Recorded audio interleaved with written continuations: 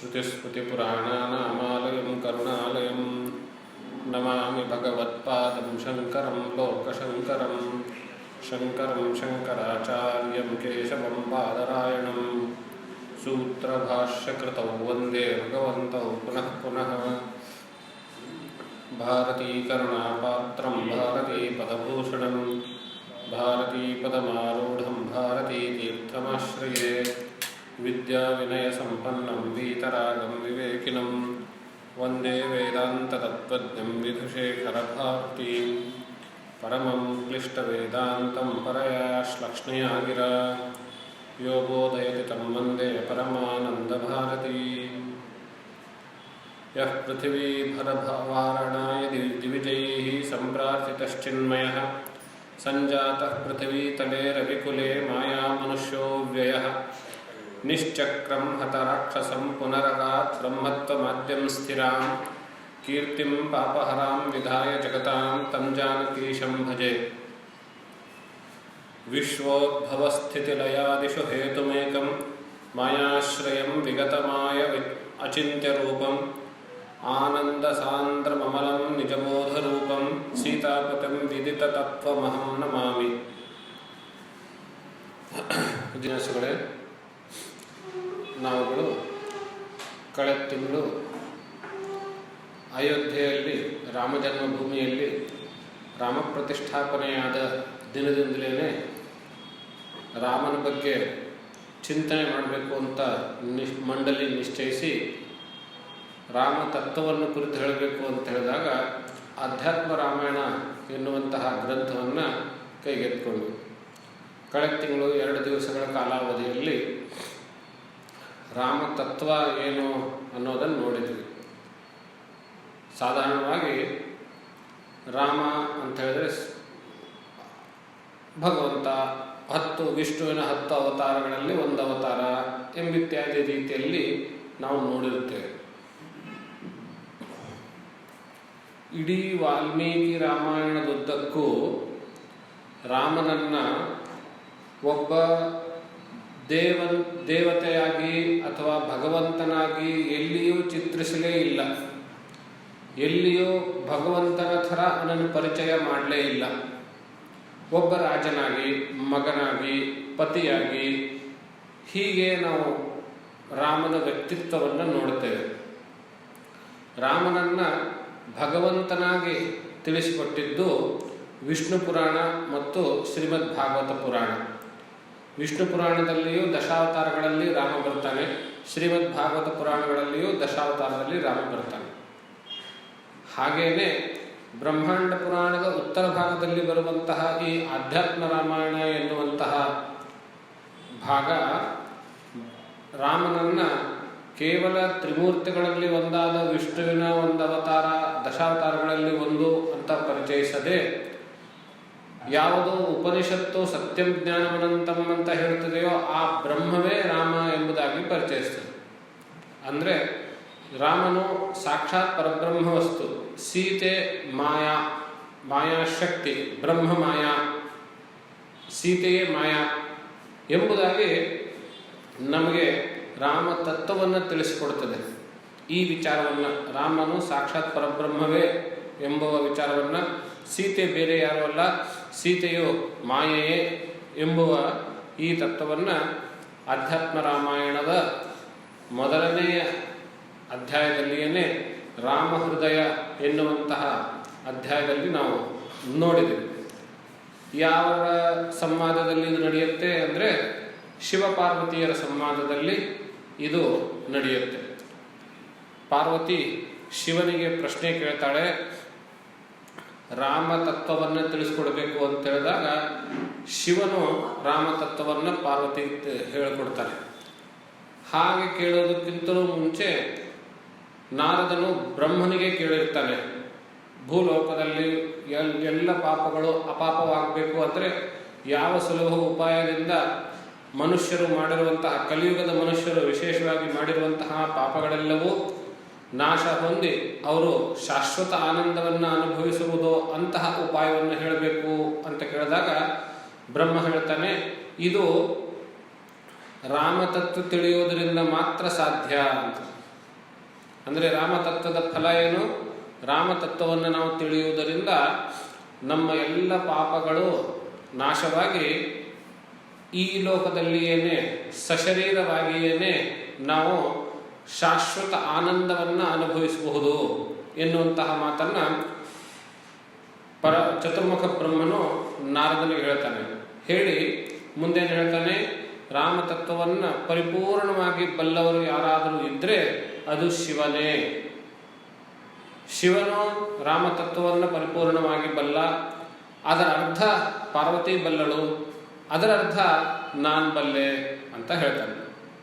ಅರ್ಥಾತ್ ಇಲ್ಲಿ ಗಮನಿಸಬೇಕಾಗಿರುವಂತಹ ಸೂಕ್ಷ್ಮ ವಿಷಯ ಏನು ಅಂತ ಹೇಳಿದ್ರೆ, ನಾನೀಗಾಗಲೇ ಹಿಂದಿನ ವರ್ಗದಲ್ಲಿ ಹೇಳಿದಂತೆ ರಾಮನ ಬಗ್ಗೆ ಸಂಪೂರ್ಣವಾಗಿ ಗೊತ್ತಿದ್ದು ಯಾರಾದರೂ ಇದ್ದರೆ ಅದು ಶಿವನು. ಈ ವಾಕ್ಯದ ಅರ್ಥ ಏನು ಅಂತ ಕೇಳಿದ್ರೆ ನಾವೇನು ನೋಡ್ತೀವಿ? ಯಾವ ವ್ಯಕ್ತಿ ಬಗ್ಗೆ ಸಂಪೂರ್ಣವಾಗಿ ಅವನಿಗೆ ಮಾತ್ರ ಗೊತ್ತಿರೋದಕ್ಕೆ ಸಾಧ್ಯ. ಅವನ ಹೆಂಡತಿಗೂ ಅಥವಾ ಅವಳ ಗಂಡನಿಗೂ ಸಂಪೂರ್ಣವಾಗಿ ಅವನ ಬಗ್ಗೆ ಗೊತ್ತಿರಲಿಕ್ಕೆ ಸಾಧ್ಯ ಇಲ್ಲ. ಏನೋ ಒಂದಿಷ್ಟು ರಹಸ್ಯ ಉಳಿದಿರ್ತದೆ. ಪರಿಪೂರ್ಣವಾಗಿ ಅವನ ಬಗ್ಗೆ ಅವನಿಗೆ ಮಾತ್ರ ಗೊತ್ತಿರೋದಕ್ಕೆ ಸಾಧ್ಯ. ಇದು ವಾಸ್ತವ. ಚತುರ್ಮುಖ ಬ್ರಹ್ಮ ಏನು ಹೇಳ್ತಾ ಇದ್ದಾನೆ? ರಾಮನ ಬಗ್ಗೆ ಪರಿಪೂರ್ಣವಾಗಿ ಶಿವನಿಗೆ ಮಾತ್ರ ಗೊತ್ತು ಅಂತ ಹೇಳಿದ್ರೆ ಏನರ್ಥ ಅಂದರೆ ಶಿವರು ಮತ್ತು ರಾಮರು ಇಬ್ರು ಪರಸ್ಪರ ಬೇರೆ ಅಲ್ಲ ಅನ್ನೋದೇ ತಾತ್ಪರ್ಯ.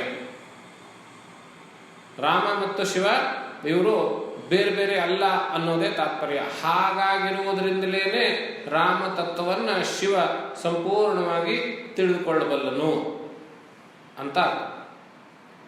ಹಾಗಾಗಿ ಆ ಶಿವನ ಮೂಲಕ ಪಾರ್ವತಿಯು ಪ್ರಶ್ನೆ ಮಾಡಿದಾಗ ಆ ಪ್ರಶ್ನೆಗೆ ಉತ್ತರವೆಂಬಂತೆ ಶಿವನು ರಾಮ ತತ್ವವನ್ನು ಉಪದೇಶಿಸ್ತಾನೆ ಪಾರ್ವತಿಗೆ.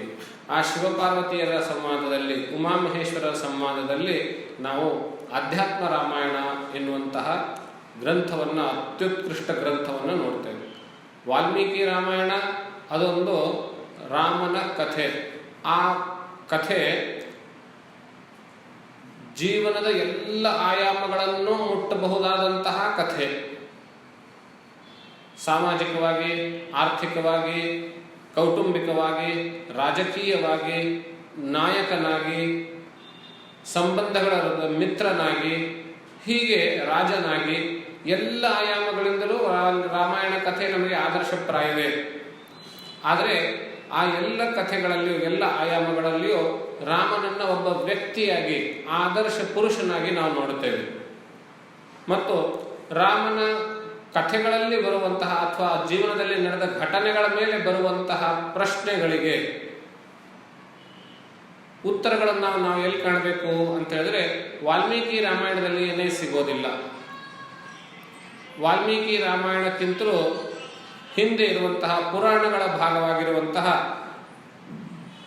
ವಿಷ್ಣು ಪುರಾಣದಲ್ಲಿಯೋ, ಶ್ರೀಮದ್ ಭಾಗವತ ಪುರಾಣದಲ್ಲಿಯೋ ಅಥವಾ ಆಧ್ಯಾತ್ಮ ರಾಮಾಯಣದಲ್ಲಿಯೋ ಹೀಗೆ ಆ ಪ್ರಶ್ನೆಗಳಿಗೆ ನಾವು ಉತ್ತರಗಳನ್ನು ನೋಡ್ತೇವೆ. ನಾವು ಈಗಾಗಲೇ ನೋಡಿದ್ವಿ,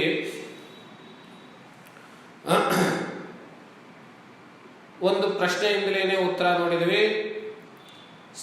ಪಾರ್ವತಿನೇ ಕೇಳುವಂತಹದ್ದು, ರಾಮ ಸೀತೆಯನ್ನ ಅಷ್ಟೆಲ್ಲ ಅಗ್ನಿ ಪರೀಕ್ಷೆ ಇತ್ಯಾದಿಗಳೆಲ್ಲವೂ ಆದ್ಮೇಲೆ ಸೀತೆಯನ್ನ ಬಿಟ್ಬಿಟ್ನಲ್ಲ, ಅದು ದಿಟ್ಟವೇ, ಅದು ನಿಜ ಸರಿಯೇ ಎನ್ನುವಂತಹ ಪ್ರಶ್ನೆ ರಾಮನ ಮೇಲೆ ಉಂಟಾಗ್ತದೆ. ಈ ಆಧುನಿಕ ಜೀವಿಗಳಾಗಲಿ ಯಾರೇ ಆಗಲಿ ರಾಮಾಯಣದ ಬಗ್ಗೆ ಓದಿದಾಗ ಯಾವುದೋ ಹಿಂದೆ ಮುಂದೆ ಇಲ್ಲದೇನೆ ಮಧ್ಯದ ಒಂದು ವಾಕ್ಯ ಓದ್ಕೊಂಡ್ಬಿಟ್ಟು ರಾಮನ ಮೇಲೆ, ರಾಮಾಯಣದ ಮೇಲೆ ಎಲಿಗೇಷನ್ ಮಾಡಿದ್ದೇ ಅವರುಗಳು ಕೇವಲ ಒಂದು ಕಥೆಯಾಗಿ, ಪಾತ್ರವಾಗಿ ನೋಡ್ತಾರೆ. ಹಾಗಾಗಿ ಅದಕ್ಕೆ ಆ ಪ್ರಶ್ನೆಗಳು ಸಿಗ್ತವೆ.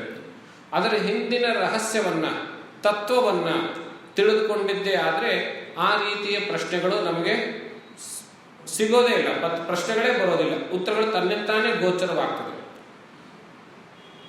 ಆ ರಹಸ್ಯಗಳನ್ನು ತಿಳ್ಕೊಳ್ಬೇಕು ಅಂತ ಹೇಳಿದ್ರೆ ನಾವು ಅಧ್ಯಾತ್ಮ ರಾಮಾಯಣವನ್ನು ನೋಡಬೇಕು. ರಾಮಾಯಣದ ಘಟನೆಗಳಲ್ಲಿ ಅಂದರೆ ವಾಲ್ಮೀಕಿ ರಾಮಾಯಣದ ಘಟನೆಗಳಲ್ಲಿ ಬರುವಂತಹ ಏನಾದರೂ ಒಂದೇನಾದರೂ ಪ್ರಶ್ನೆ ಚಿಹ್ನೆ ಅಂತ ನಮಗೆ ಕಾಣಿಸಿದ್ರೆ ಅದಕ್ಕೆ ಉತ್ತರ ಆಧ್ಯಾತ್ಮ ರಾಮಾಯಣದಲ್ಲಿ ನಾವು ಹುಡುಕಬಹುದು. ಹಾಗೆ ಸೀತೆಯನ್ನು ಹೀಗೆ ಬಿಟ್ಬಿಟ್ನಲ್ಲ ಅಂತ ನಾವು ಪ್ರಶ್ನೆ ಕೇಳಿದ್ರೆ ರಹಸ್ಯ ಏನು ಅಂತ ಹೇಳಿದ್ರೆ, ನಿಜವಾಗಿಯೂ ನಾವುಗಳು ನಮ್ಮ ಅವಿವೇಕದಿಂದ ರಾಮನನ್ನ ಒಬ್ಬ ವ್ಯಕ್ತಿಯಾಗಿ ನೋಡ್ತಾ ಇದ್ದೇವೆ. ನಿಜವಾಗ್ಲೂ ರಾಮ ಏನು? ರಾಮ ಪರಬ್ರಹ್ಮ ವಸ್ತು. ಸೀತೆ ಯಾರು? ಸೀತೆ ಅನ್ನುವಂಥದ್ದು ಮಾಯೆ, ರಾಮನ ಪರಬ್ರಹ್ಮದ ಶಕ್ತಿ, ಬ್ರಹ್ಮಶಕ್ತಿ, ಮಾಯೆ. ಯಾವಾಗ ಭಗವಂತನು ಈ ಜಗತ್ತನ್ನೆಲ್ಲ ಸೃಷ್ಟಿ ಮಾಡಬೇಕು ಅಂತ ಯೋಚನೆ ಮಾಡಿದ್ನೋ ಆವಾಗ ಮಾಯೆ ಹೊರಬಂದು ಮುಂದಿನ ಎಲ್ಲ ಚಟುವಟಿಕೆಗಳು ಮಾಯೆಯಿಂದಲೇ ನಡೆಯುವಂತಹದ್ದು. ಹಾಗಾಗಿ ರಾಮಾಯಣದ ಕಥೆಯಲ್ಲಿ ನಡೆದಿರುವಂತಹ ಸೀತಾಪಹರಣ ಆಗಲಿ, ಮಾಯಾ ಜಿಂಕೆಯಾಗಲಿ, ರಾಮ ಸೀತೆಯನ್ನು ಬಿಟ್ಟು ಬಿಡೋದಾಗ್ಲಿ, ಇದೆಲ್ಲವೂ ಸೀತೆಯ ಒಂದು ಅನುಜ್ಞೆಯ ಮೇರೆಗೆ ನಡೆದಿರುವಂತಹ ಎಲ್ಲ ಘಟನೆಗಳು. ಯಾಕೆಂದ್ರೆ ಅವಳೇ ಮಾಯಾಶಕ್ತಿ. ಚಟುವಟಿಕೆಗಳ ಮೂಲ ಸ್ರೋತ, ಮೂಲ ಕಾರಣ ಮಾಯಾನೆ. ಆದ್ರಿಂದ ಸೀತೆಯ ಅನುಜ್ಞೆಯ ಮೇಲೆಗೆ ನಡೆದಿರುವಂತಹ ಎಲ್ಲ ಘಟನೆಗಳು ನಾವು ಪಾಪ ರಾಮನ ಮೇಲೆ ಹಾಕ್ತೇವೆ. ರಾಮ ಹಾಗ್ಯಾಕೆ ಮಾಡ್ದ, ಹೀಗ್ಯಾಕೆ ಮಾಡ್ದ ಅಂತ. ಅಲ್ಲೇ ಅಂದ್ರೆ ಎಲ್ಲಿವರೆಗೂ ನಾವು ಭಗವಂತನನ್ನ, ರಾಮ ಮತ್ತು ಸೀತೆಯರನ್ನ ಪರಬ್ರಹ್ಮ ವಸ್ತು ಮಾಯಾಶಕ್ತಿ ಎಂಬುದಾಗಿ ಭಾವಿಸುವುದಿಲ್ವೋ ಅಲ್ಲಿವರೆಗೆ ಕೇವಲ ಒಬ್ಬ ರಾಜ ರಾಣಿ ಎಂಬುದಾಗಿ ನೋಡಿದ್ರೆ ಈ ರೀತಿ ಪ್ರಶ್ನೆಗಳು ನಮ್ಗೆ ಹುಟ್ಟುಕೊಳ್ತವೆ. ಅವನು ಪರಬ್ರಹ್ಮ ವಸ್ತು, ಅವನು ಮಾಯಾ, ಸೀತೆ ಮಾಯಾ ಅಂತ ಗೊತ್ತಾದಾಗ ನಮ್ಗೇನು, ಮಾಯಾ ಬ್ರಹ್ಮವನ್ನು ಬಿಟ್ಟಿರೋದಕ್ಕೆ ಸಾಧ್ಯವಿಲ್ಲ. ವೇದಾಂತದಲ್ಲಿ ನೋಡ್ತೀವಿ, ಮಾಯಾ ಬ್ರಹ್ಮಾನನ್ಯ, ಬ್ರಹ್ಮಕ್ಕಿಂತ ಅನನ್ಯ, ಬೇರೆ ಅಲ್ಲ. ಅದು ಬ್ರಹ್ಮಶಕ್ತಿ, ಬೇರೆ ಆಗೋದೇ ಇಲ್ಲ, ಬೇರೆ ಇರ್ಲಿಕ್ಕೆ ಸಾಧ್ಯವೇ ಇಲ್ಲ. ಬೇರೆ ಇರ್ಲಿಕ್ಕೆ ಸಾಧ್ಯವೇ ಇಲ್ಲ ಅಂದಮೇಲೆ ಬಿಡೋದೆಲ್ಲಿಂದ ಬಂತು? ಹಾಗೆ ಬಿಡೋದಕ್ಕಾಗೋದಿಲ್ಲ. ನಾವೇನ್ ನೋಡ್ತಾ ಇದ್ದೀವಿ? ಬರೀ ಅವನನ್ನ ಒಬ್ಬ ವ್ಯಕ್ತಿಯಾಗಿ, ರಾಜನಾಗಿ, ರಾಣಿಯಾಗಿ ನೋಡ್ತಾ ಇದ್ದೀವಿ. ಆದ್ರಿಂದ ನಮಗೆ ಅಂತಹ ಒಂದು ಭ್ರಮೆ ಅಂತ ಉಂಟಾಗ್ತದೆ. ಅವರು ಪರಬ್ರಹ್ಮ ವಸ್ತು ಅಂತ ಹೇಳಿದಾಗ ಅವಾಗ ಮಾಯೆ ರಾಮನನ್ನ ಬಿಡೋದು ಇಲ್ಲ, ರಾಮ ಸೀತೆಯನ್ನು ಬಿಡೋದು ಇಲ್ಲ, ಸೀತೆ ಅಗ್ನಿ ಪ್ರವೇಶನ ಮಾಡೋದಿಲ್ಲ. ಏನು ಎಲ್ಲವೂ ನಾವು ಹಾಗೆ ಭಾವಿಸದಂತೆ ಅನ್ನುವಂತಹದ್ದು ಗೊತ್ತಾಗ್ತದೆ. ಈ ರೀತಿಯ ರಾಮಾಯಣದ ಮೇಲಿರುವಂತಹ ರಹಸ್ಯ ಸಂದೇಹಗಳು ಅಂತಿದ್ರೆ ಅವುಗಳನ್ನು ನಾವು ಆಧ್ಯಾತ್ಮ ರಾಮಾಯಣದಲ್ಲಿ ನೋಡ್ತೀವಿ. ಒಂದು ಇನ್ನೂ ಒಂದು ನಾನು ಓದ್ತಾ ಹೋದಂತೆ ನನಗೆ ಬೆರಗಾಗಿದ್ದೇನು ಅಂತ ಹೇಳಿದ್ರೆ, ಇಡೀ ಆಧ್ಯಾತ್ಮ ರಾಮಾಯಣದುದ್ದಕ್ಕೂ ರಾಮನನ್ನ ಅನೇಕರು ಸ್ತುತಿಸಿದ್ದಾರೆ. ಮೊಟ್ಟ ಮೊದಲು ಆ ಭೂಮಿಗೆ ಬರಬೇಕು ಅಂತ ಕೇಳಿಕೊಳ್ಳುವಾಗ ಬ್ರಹ್ಮ ರಾಮನನ್ನ ಸ್ತುತಿಸ್ತಾನೆ. ಆಮೇಲೆ ರಾಮನ ಅವತಾರವಾದಾಗ ಕೌಸಲ್ಯ ರಾಮನನ್ನ ಸ್ತುತಿಸ್ತಾಳೆ. ಹಾಗೆ ಆಮೇಲೆ ವಸಿಷ್ಠರು ರಾಮನನ್ನ ಹೊಗಳುತ್ತಾರೆ. ಮುಂದೆ ವಿಶ್ವಾಮಿತ್ರರು ರಾಮನನ್ನ ಕರೆದುಕೊಂಡು ಹೋಗ್ಬೇಕಾದಾಗ ಪುಟ್ಟ ಹುಡುಗ ಅವನನ್ನು ಹೇಗೆ ಕಳಿಸ್ಲಿ ಅಂತ ದಶರಥ ಯೋಚನೆ ಮಾಡಿದಾಗ ವಸಿಷ್ಠರು ರಾಮನನ್ನ ಹೊಗಳುತ್ತಾರೆ. ಆಮೇಲೆ ಅಹಲ್ಯೆ ಶಾಪ ವಿಮೋಚವಾದಾಗ ಗೌತಮರು ರಾಮನನ್ನ ಹೊಗಳುತ್ತಾರೆ. ಹೀಗೆ ಬೇರೆ ಬೇರೆ ಸಂದರ್ಭಗಳಲ್ಲಿ ರಾಮನನ್ನ ಸ್ತುತಿಸಿರುವುದನ್ನು ನಾವು ಕಾಣುತ್ತೇವೆ. ಮಜಾ ಏನು ಅಂತ ಹೇಳಿದ್ರೆ, ಆ ಎಲ್ಲಾ ಸ್ತೋತ್ರಗಳಲ್ಲಿ ಒಂದು ಅಂಶ ಸರ್ವೇ ಸಾಮಾನ್ಯ ಇರ್ತದೆ. ಯಾರೇ ರಾಮನನ್ನ ಸ್ತುತಿಸಲಿ ಅವರೆಲ್ಲರೂ ಒಂದು ಅಂಶವನ್ನು ಗಟ್ಟಿಯಾಗಿ ಹಿಡಿದುಕೊಂಡು ಅದರ ಸುತ್ತಮುತ್ತಲೂ ತಮ್ಮ ಬೇರೆ ಬೇರೆ ಪದಗಳಿಂದ, ವಾಕ್ಯಗಳಿಂದ ಸ್ತುತಿಸ್ತಾರೆ. ಆ ಅಂಶ ಏನು ಅಂತ ಹೇಳಿದ್ರೆ, ರಾಮನು ಸಾಕ್ಷಾತ್ ಪರಬ್ರಹ್ಮ ವಸ್ತು ಎಂಬುದಾಗಿ, ಅವನು ನಿರ್ಗುಣನು, ಮಾಯಾತೀತನು, ತ್ರಿಗುಣಾತೀತನು, ಮಾಯೆಯನ್ನೇ ತನ್ನ ಅಧೀನದಲ್ಲಿ ಇಟ್ಟುಕೊಂಡವನು. ಹೀಗೇನೆ ಎಲ್ಲ ಸ್ತೋತ್ರಗಳು ಬರ್ತವೆ. ನೀವು ಮುಂದೆ ನೋಡಿದಂತೆ ಗಮನಿಸಬಹುದು. ಆದ್ರಿಂದ ಇಡೀ ಆಧ್ಯಾತ್ಮ ರಾಮಾಯಣ ಎಲ್ಲಿವರೆಗೂ ನಾವು ಓದ್ತಾ ಇರ್ತೀವಿ ಅಲ್ಲಿವರೆಗೂ ನಾವು ರಾಮನನ್ನ ಒಬ್ಬ ಪರಬ್ರಹ್ಮ ವಸ್ತುವಾಗಿಯೇ ನೋಡ್ತೇವೆ. ಸಮಯ ಸಿಕ್ಕಾಗಲಿಲ್ಲ ರಾಮನನ್ನ ಒಬ್ಬ ರಾಜನಾಗಿ ನೋಡದೆ ಅವನ ಪರಬ್ರಹ್ಮ ವಸ್ತು ಎಂಬುದಾಗಿ ಮೇಲಿನ ಮೇಲೆ ನೆನಪು ಕೊಡುತ್ತದೆ ಆಧ್ಯಾತ್ಮ ರಾಮಾಯಣ ಬೇರೆ ಬೇರೆ ಸ್ತೋತ್ರಗಳ ಮೂಲಕ. ಆದ್ದರಿಂದ ವಾಲ್ಮೀಕಿ ರಾಮಾಯಣಕ್ಕಿಂತಲೂ ಭಿನ್ನವಾಗಿ, ವಿಶಿಷ್ಟವಾಗಿ, ಅತ್ಯಂತ ಗಂಭೀರವಾಗಿ ಆಧ್ಯಾತ್ಮ ರಾಮಾಯಣ ನಮಗೆ ನಿಂತಂತೆ ಕಾಣುತ್ತದೆ. ಹಾಗೆ ಆಧ್ಯಾತ್ಮ ರಾಮಾಯಣವನ್ನು ನಾವು ನೋಡ್ತಾ ಪಾರ್ವತಿಯ ಪ್ರಶ್ನೆಗೆ ಶಿವನು ರಾಮ ತತ್ವವನ್ನು ಉತ್ತರ ಕೊಟ್ಟಾಗ, ಐಕ್ಯಜ್ಞಾನಂ ಯದೋತ್ಪನ್ನಂ ಮಹಾವಾಕ್ಯೇನ ಚಾತ್ಮನೋ ತದಾ ವಿದ್ಯಾ ಸ್ವಕಾರ್ಯೈಶ್ಚ ನಶ್ಯತೇವನ ಸಂಶಯ. ಯಾವ ರೀತಿ ಉಪನಿಷತ್ತುಗಳ ತತ್ವಮಸಿ ಇತ್ಯಾದಿ ಮಹಾವಾಕ್ಯಗಳ ಬೋಧದಿಂದ, ಶ್ರವಣ ಮನನ ನಿಧಿಧ್ಯಾಸದಿಂದ ಶಿಷ್ಯನ ಮನಸ್ಸಿನಲ್ಲಿ ಜೀವ ಬ್ರಹ್ಮರ ಐಕ್ಯ ಜ್ಞಾನ ಉಂಟಾಗುತ್ತದೆಯೋ ಹಾಗೆ ರಾಮತತ್ವ ಉಪದೇಶವನ್ನು ಸ್ಪಷ್ಟವಾಗಿ ತಿಳಿದುಕೊಳ್ಳುವುದರಿಂದ ಸೀತಾರಾಮರ ಐಕ್ಯವು ಮತ್ತು ನಾನು ರಾಮನು ಬೇರೆಯಲ್ಲ ಎನ್ನುವಂತಹ ಐಕ್ಯ ಭಾವವು ಅದರಲ್ಲಿಂದ ಉಂಟಾಗ್ತದೆ.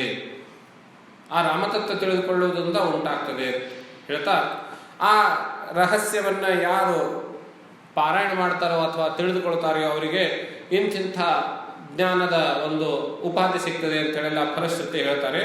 ಇದಂ ರಹಸ್ಯಂ ಹೃದಯಂ ಮಮಾತ್ಮನೋ ಮಯೈವ ಚ ಸಾಕ್ಷಾತ್ ಕಥಿತಂ ತವಾನಘ ಮದ್ಭಕ್ತಿಹೀನಾಯ ಶಟಾಯ ನದತ್ವಯ ದಾತವ್ಯಮೈಂದ್ರಾದಪಿ ರಾಜ್ಯತೋ ಅಧಿಕಂ.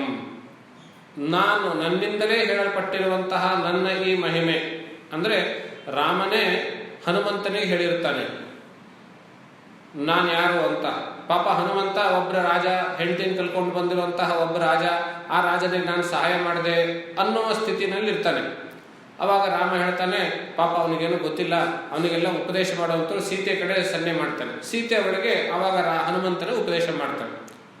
ಅವಾಗ ಉಪದೇಶ ಮಾಡಿದ್ಮೇಲೆ ಅದನ್ನು ಮುಂದುವರಿಸ್ಕೊಂಡು ರಾಮ ಮುಂದುವರಿಸ್ಕೊಂಡು ಹೇಳ್ತಾನೆ, ನಾನು ಪರಬ್ರಹ್ಮ ಪರಮಾತ್ಮನೇ, ನನ್ನ ಸ್ವರೂಪವನ್ನು ನೀನು ನನ್ನ ಭಕ್ತನಾಗಿರುವುದರಿಂದ ಇಲ್ಲಿವರೆಗೂ ನೀನು ನನ್ನನ್ನ ಅನನ್ಯ ಗತಿಕನಾಗಿ ಅನನ್ಯ ಮನಸ್ಕನಾಗಿ ನನ್ನನ್ನು ಸೇವೆ ಮಾಡಿರುವುದರಿಂದ ನಾನು ನಿನ್ನಲ್ಲಿ ತೃಪ್ತಿಯಾಗಿ ನನ್ನ ರಹಸ್ಯವನ್ನು ನಿನಗೆ ಹೇಳ್ತಾ ಇದ್ದೇನೆ.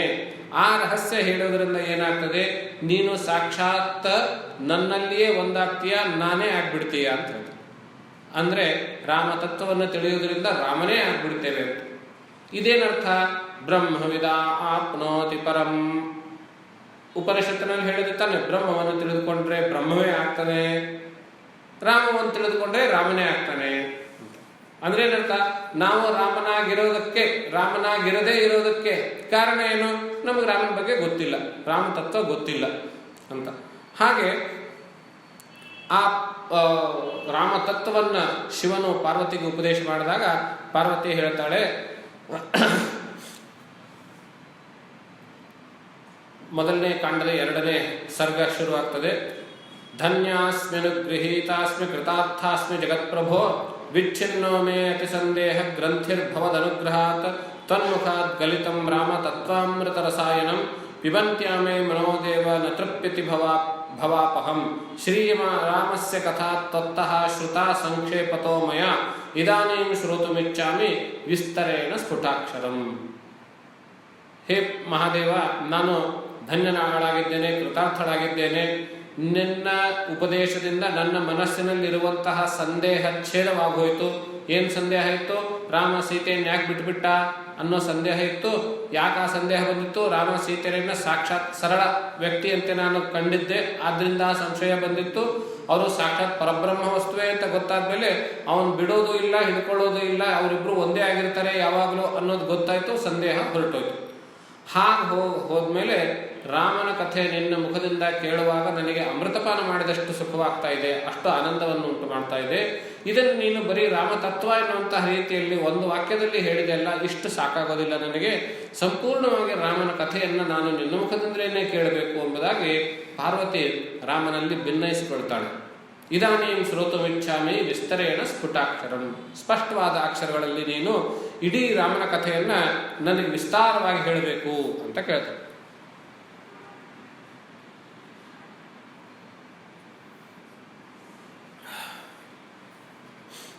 ಆವಾಗ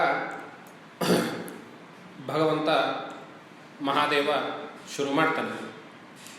ಮಹಾದೇವ ಉವಾಚ ಶೃಣುದೇವಿ ಪ್ರವಕ್ಷ್ಯಾಮಿ ದ್ವಿಹತರಂ ಮಹತ ಅಧ್ಯಾತ್ಮ ರಾಮಚರಿತಂ ರಾಮೇಣೋಕ್ತಂ ಪುರಾ ಮಮ. ದೇವಿ, ರಾಮಚರಿತ ಎಂಥದ್ದು? ಗುಹ್ಯಾತ್ ಗುಹ್ಯತರಂ, ರಹಸ್ಯಕ್ಕಿಂತಲೂ ರಹಸ್ಯಮಯವಾಗಿರುವಂತಹ ರಾಮಚರಿತ. ಅದು ರಾಮನಿಂದಲೇನೆ ನನಗೆ ಹೇಳಲ್ಪಟ್ಟಿದ್ದು ಅಂತ. ರಾಮನಿಂದಲೇ ನನಗೆ ಹೇಳಲ್ಪಟ್ಟಿದ್ದು ಅಂದ್ರೆ ಏನರ್ಥ? ನಾನು ರಾಮ ಬೇರೆ ಬೇರೆ ಅಲ್ಲ ಅನ್ನೋದು ಮತ್ತೆ ಪುನಃ ಇದರಲ್ಲಿ ಸೂಚ್ಯಾಂಶ. ರಾಮನಿಂದ ಹೇಳಲ್ಪಟ್ಟಿದ್ದು ಅಂದ್ರೆ ಯಾವಾಗ ಹೇಳಿದ ಅಂತೇನರ್ಥ ಇಲ್ಲ, ಅದಕ್ಕೊಂದು ಘಟನೆ ಅಂತೇನು ತಿಳ್ಕೊಳ್ಬೇಕಾಗಿಲ್ಲ. ನಾನು ರಾಮನಿಗಿಂತ ಬೇರೆ ಅಲ್ಲ, ರಾಮನು ನನಗಿಂತ ಬೇರೆ ಅಲ್ಲ. ಶಿವಸ್ಯ ಹೃದಯ ವಿಷ್ಣು, ವಿಷ್ಣುವಶ್ಚ ಹೃದಯ ಶಿವ ಅನ್ನೋದನ್ನ ಇಲ್ಲಿ ಮೇಲಿನ ಮೇಲೆ ಎತ್ಕೊಟ್ಟು ಹೇಳ್ತಾ ಇದ್ದಾರೆ. ತದದ್ಯ ಕಥಯಿಷ್ಯಾಮಿ ಶೃಣುತಾಪತ್ರಯಾಪಹಂ ಯಕ್ಷುತ್ವ ಮುಚ್ಚತೆ ಜಂತುರ್ ಅಜ್ಞಾನೋತ್ಥ ಮಹಾಭಯ. ಈ ಕಥೆ ಹೇಳೋದ್ರಿಂದ ಕೇಳುವುದರಿಂದ ಏನು? ತಾಪತ್ರಯಾಪಹಂ, ತಾಪತ್ರಯಗಳು ಹೋಗ್ತವೆ. ತಾಪತ್ರಯಗಳು ಯಾವುದಾದ್ರು? ಆದಿ ಭೌತಿಕ, ಆಧ್ಯಾತ್ಮಿಕ, ಆದಿ ದೈವಿಕ. ಈ ತಾಪತ್ರಯಗಳು ಹೊರಟು ಹೋಗ್ತವೆ. ಅಜ್ಞಾನದಿಂದ ಮುಕ್ತನಾಗ್ತಾನೆ, ಭಯದಿಂದ ನಿವಾರಣೆ ಆಗ್ತಾನೆ. ಭಯ ಯಾಕೆ ಬರುತ್ತೆ? ಅಜ್ಞಾನದಿಂದ ಭಯ ಬರುತ್ತದೆ. ಅಜ್ಞಾನದಿಂದ ಮುಕ್ತವಾದ್ಮೇಲೆ ಭಯ ಅನ್ನೋದು ಇರೋದಿಲ್ಲ. ಭಯ ಇಲ್ಲಿಂದ ದ್ವಿತೀಯ ದ್ವೈಭಯಂ ಭವತಿ. ಎರಡು ಅಂತ ಇರೋವರೆಗೂ ಭಯ ಇದ್ದಿದ್ದೇನೆ. ಎರಡು ಅಂತ ತಿಳ್ಕೊಳ್ಳೋದೇನೆ ಅಜ್ಞಾನ. ಯಾವಾಗ ನಾನು ಒಂದೇ ಅಂತ ತಿಳ್ಕೊಂಡು ಅವಾಗ ಎರಡಿಲ್ಲ. ಎರಡಿಲ್ಲ ಅಂದ್ರೆ ಭಯವೂ ಇಲ್ಲ. ಹೀಗಾಗಿ ಅಜ್ಞಾನ ಹೋಗೋದ್ರಿಂದ ಭಯ ಮುಕ್ತಿ. ಅದು ಯಾವುದರಿಂದ ಸಿಗುತ್ತೆ? ಈ ಅಧ್ಯಾತ್ಮ ರಾಮಚರಿತದಿಂದ ಸಿಗ್ತದೆ. ಪ್ರಾಪ್ನೋತಿ ಪರಮಾಂ ವೃದ್ಧಿಂ ದೀರ್ಘಾಯು ಪುತ್ರ ಸಂತತಿಂ. ಜೊತೆಗೆ ಐಹಿಕವಾಗಿಯೂ ಇದಕ್ಕೆ ಸಾಕಷ್ಟು ಫಲಗಳಿದ್ದಾವೆ. ನೀನು ನಿನ್ನ ಕಾರ್ಯಕ್ಷೇತ್ರಗಳಲ್ಲಿ ಅಭಿವೃದ್ಧಿಯನ್ನು ಹೊಂದುತ್ತೀಯ. ಯಾರ್ಯಾರು ಈ ಕಥೆ ಕೇಳ್ತಾರೆಯೋ ಅವರು ಅವರವರ ಕಾರ್ಯಕ್ಷೇತ್ರಗಳಲ್ಲಿ ಅಭಿವೃದ್ಧಿಯನ್ನು ಹೊಂದುತ್ತಾರೆ, ದೀರ್ಘಾಯಸ್ಸನ್ನು ಹೊಂದುತ್ತಾರೆ, ಪುತ್ರಾದಿ ಸಂತತಿಯನ್ನು ಹೊಂದುತ್ತಾರೆ. ನಮಗೆ ಎಲ್ಲ ಇಡೀ ತೈತ್ತರಿಯದಿಂದ ಹಿಡ್ಕೊಂಡು ಎಲ್ಲ ಉಪನಿಷತ್ತುಗಳಲ್ಲಿಯೂ ನೋಡಿದ್ರು ಫಲವನ್ನು ನಾವು ಎರಡು ರೀತಿಯಲ್ಲಿ ನೋಡ್ತೇವೆ. ಐಹಿಕ ಫಲ ಮತ್ತು ಪಾರಮಾರ್ಥಿಕ ಫಲ. ಪಾರಮಾರ್ಥಿಕ ಫಲ ಏನು? ನಾನು ರಾಮನಲ್ಲಿಯೇ ಒಂದಾಗ್ತೇನೆ. ಐಹಿಕ ಫಲವೇನು? ದೀರ್ಘಾಯು, ಪುತ್ರ ಸಂತತಿ ಇತ್ಯಾದಿಗಳು ಐಹಿಕ ಫಲ ಸಿಗುತ್ತೆ. ಇಷ್ಟು ಹೇಳಿ ಕಥೆ ಶುರು ಮಾಡ್ತಾನೆ. ಭೂಮಿರ್ಭಾರೇಣ ಮಗ್ನ ದಶವದನ ಮುಖ ಶೇಷ ರಕ್ಷೋಗಣಾನಾಂ ಧೃತ್ವಾ ಗೋರೂಪಮಾದೌ ದಿವಿಜಮುನಿ ಜನೈ ಸಾಕಮಬ್ಜಾಸನಸ್ಯ ಗತ್ವಾ ಲೋಕಂ ರುದಂತಿ ವ್ಯಸನಮುಪಗತಂ ಬ್ರಹ್ಮಣೇ ಪ್ರಾಹ ಸರ್ವಂ ಬ್ರಹ್ಮಧ್ಯಾತ್ವಾ ಮುಹೂರ್ತಂ ಸಕಲಮಪಿ ಹೃದ ವೇದಶೇಷಾತ್ಮಕತ್ವಾತ್. ಯಾವಾಗ ಪುಲಸ್ತ್ಯ ಎನ್ನುವಂತಹ ಋಷಿ, ಅವನ ಮಗ ವಿಶ್ರಾವಸು, ಆ ವಿಶ್ರಾವಸು ಮತ್ತು ಕೇಕಸ ಎನ್ನುವಂತಹ ರಾಕ್ಷಸಿಯ ಜೊತೆಗೆ, ಪುಲಸ್ತ್ಯ ಋಷಿ ಬ್ರಾಹ್ಮಣ, ಅವನ ಮಗ ವಿಶ್ರಾವಸು ಅವನು ಬ್ರಾಹ್ಮಣ, ಕೇಕಸ ಅನ್ನುವಂಥವಳು ರಾಕ್ಷಸಿ, ಅವಳ ಜೊತೆಗೆ ವಿವಾಹವಾಗಿ ಅವರಿಬ್ಬರಿಂದ ರಾವಣ ಹುಟ್ಟಿದಂಥದ್ದು. ಯಾವಾಗ ರಾವಣ ಭೂಮಿ ಮೇಲೆ ಅವತಾರವಾಯಿತೋ, ಆ ರಾವಣ ಭೂಮಿ ಮೇಲೆ ಬರೋದಕ್ಕೂ ಹಿಂದೆ ಲೆಕ್ಕಾಚಾರ ಇದೆ. ನಾವು ವಿಷ್ಣು ಪುರಾಣವನ್ನು ಗಮನಿಸಿದ್ದಾದ್ರೆ ದೇವತೆಗಳ ಸಂತತಿ ಹೇಗೋ ರಾಕ್ಷಸರ ಸಂತತಿಯು ಹಾಗೆ ನೋಡ್ತಾ ನೋಡ್ತಾ ಹಿರಣ್ಯಾಕ್ಷ, ಹಿರಣ್ಯಕಶಿಪು ಇತ್ಯಾದಿಗಳು ದೇವತೆಗಳ ಜೊತೆಗೆ ಹೋರಾಡಿ ಯಾವ ರೀತಿ ನಾಶವನ್ನು ಹೊಂದಿದ್ರೋ ಆವಾಗ ರಾಕ್ಷಸರ ಪಕ್ಷ ಯೋಚನೆ ಮಾಡಿತು. ರಾಕ್ಷಸರ ಗುರು ಶುಕ್ರಾಚಾರ್ಯ ಯೋಚನೆ ಮಾಡಿದ್ದ, ನಾವುಗಳು ಕೇವಲ ಕ್ಷಾತ್ರ ತೇಜಸ್ಸಿನಿಂದ ಹೋರಾಡ್ತಾ ಇದ್ದೀವಿ, ಈ ಕ್ಷಾತ್ರ ತೇಜಸ್ಸು ಮಾತ್ರದಿಂದ ಈ ದೇವತೆಗಳನ್ನ ಹಣಿಯೋಕ್ಕಾಗೋದಿಲ್ಲ, ಈ ಕ್ಷಾತ್ರ ತೇಜಸ್ಸಿನ ಜೊತೆಗೆ ಬ್ರಹ್ಮವರ್ಚಸ್ಸೂ ಬೇಕು ಅನ್ನೋದನ್ನು ಶುಕ್ರಾಚಾರ್ಯ ಕಂಡುಹಿಡ್ಕೊಂಡ. ಆ ಬ್ರಹ್ಮವರ್ಚಸ್ಸನ್ನು ಪಡೆಯೋದಕ್ಕೆ ಇವರು ರಾಕ್ಷಸಗಳು, ಇವ್ರಿಗೆಲ್ಲಿಂದ ಬ್ರಹ್ಮವರ್ಚಸ್ಸು ಸಾಧ್ಯ? ಆದ್ರಿಂದ ಆ ಬ್ರಹ್ಮವರ್ಚಸ್ಸನ್ನು ಪಡೆಯೋದಕ್ಕೆ ಏನ್ ಮಾಡಬೇಕು ಅಂತ ಹೇಳಿ ಕೇಕಸ ಎನ್ನುವಂತಹ ಒಬ್ಬ ರಾಕ್ಷಸ ಪುತ್ರಿಯನ್ನ ಅವನು ಆ ವಿಶ್ರಾವಸುವಿನ ಜೊತೆಗೆ ಅವನ ಅರಣ್ಯದಲ್ಲಿ ತಪಶ್ಚರ್ಯ ಇತ್ಯಾದಿಗಳನ್ನು ಮಾಡುವಾಗ ಅವನ ಸೇವೆ ಮಾಡಿ ಮನವೊಲಿಸಿ ಮನಗೆದ್ದು ಆಮೇಲೆ ವರ ಕೇಳುವ ನೆಪದಲ್ಲಿ ನನ್ನನ್ನು ಮದುವೆಯಾಗುವ ಅಂತ ಹೇಳಿದರು. ಮದುವೆಯಾಗಿ ಅವನು ಬ್ರಾಹ್ಮಣ, ನಿಷ್ಠಾವಂತ, ತಪಶಕ್ತಿ ಉಳ್ಳಂಥವನು, ಬ್ರಹ್ಮವರ್ಚಸ್ಸು ಅವನಲ್ಲಿದೆ, ಕ್ಷಾತ್ರ ತೇಜಸ್ಸು ಇವಳಲ್ಲಿದೆ. ಅವರಿಬ್ಬರಿಂದ ಹುಟ್ಟಿರುವಂಥವನು ಬ್ರಹ್ಮ ಕ್ಷಾತ್ರಗಳಿಂದ ಮಿಶ್ರಿತವಾಗಿರುವಂಥವನು ರಾವಣ. ಆದ್ರಿಂದಲೇ ಅವನು ಸಕಲ ವೇದ ಪಾರಂಗತನೂ ಹೌದು ಮತ್ತು ಮಹಾಬಲಶಾಲಿಯೂ ಹೌದು. ಇಡೀ ಕ್ಷತ್ರಿಯ ಕುಲದ ಬಲ ಅವನೊಬ್ಬನಲ್ಲಿ ಏನಿದೆ, ಇಡೀ ಬ್ರಹ್ಮಕುಲದ ಜ್ಞಾನ ಅವನೊಬ್ಬನಲ್ಲಿ ಏನಿದೆ ರಾವಣನಲ್ಲಿ. ಅಂತಹ ರಾವಣನು ಅದರ ಉದ್ದೇಶ ಏನಾಗಿತ್ತು? ಉದ್ದೇಶ ಕೆಟ್ಟದಾಗಿತ್ತು. ದೇವತೆಗಳನ್ನ ಸ್ವರ್ಗದಿಂದ ಇಳಿಸ್ಬೇಕು, ನಾನು ಆ ದೇವತೆಗಳ ಸ್ವರ್ಗದಲ್ಲಿ ಹೋಗಿ ಕೂತ್ಕೊಳ್ಬೇಕು. ಯಾಕೆ ಸ್ವರ್ಗದಲ್ಲಿ ಹೋಗಿ ಕೂತ್ಕೊಳ್ಬೇಕು? ಆ ಸ್ವರ್ಗದಲ್ಲಿ ಹೋಗಿ ಕುಳಿತರೆ ಅಮೃತ ಅನ್ನೋದು ಅಲ್ಲಿದೆ. ಈ ಎರಡೂ ದೇವತೆಗಳು ಮತ್ತು ರಾಕ್ಷಸರ ಯುದ್ಧ ಪ್ರಾರಂಭವಾಗಿದ್ದೆಲ್ಲಿಂದ? ಅಮೃತದಿಂದ. ಆ ಅಮೃತ ಸ್ವರ್ಗದಲ್ಲಿದೆ. ಅಲ್ಲಿಂದ ಒಂದು. ಇನ್ನೂ ಒಂದೇನು ಅಂತ ಹೇಳಿದ್ರೆ, ಯಾರು ಆ ದ್ಯುಲೋಕದಲ್ಲಿರುವಂತಹ ಸ್ವರ್ಗದಲ್ಲಿ ಇರ್ತಾರೆಯೋ ಅವರಿಗೆ ಭೂಲೋಕದಲ್ಲಿ ಮನುಷ್ಯರು ಮಾಡಿರುವ ಯಜ್ಞದ ಹವಿರ್ಭಾಗ ತಲುಪುತ್ತೆ. ವ್ಯವಸ್ಥೆ ಹೇಗಿದೆ ನೋಡಿ, ಗೀತೆನಲ್ಲಿ ಏನು ಹೇಳ್ದ?